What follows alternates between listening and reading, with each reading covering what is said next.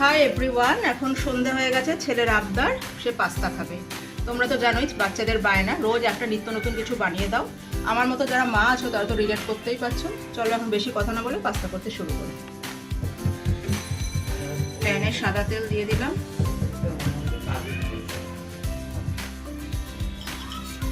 একটু বাটার দিয়ে দিলাম,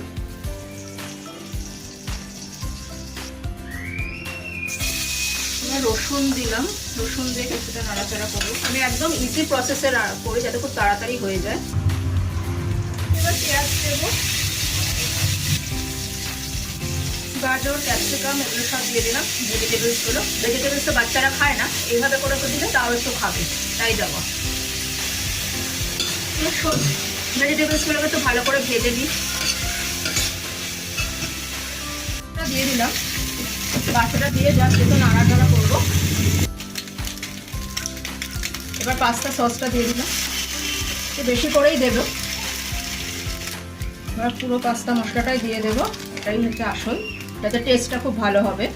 আমার পাস্তা রেডি। এবার তোমরা চাইলে একটু গোলমরিচের গুঁড়ো দিতে পারো, তো আমি দেবো না, ও ঝাল খেতে পারে না তাই। পাস্তাটা কেমন হয়েছে রে? অসাধারণ হয়েছে।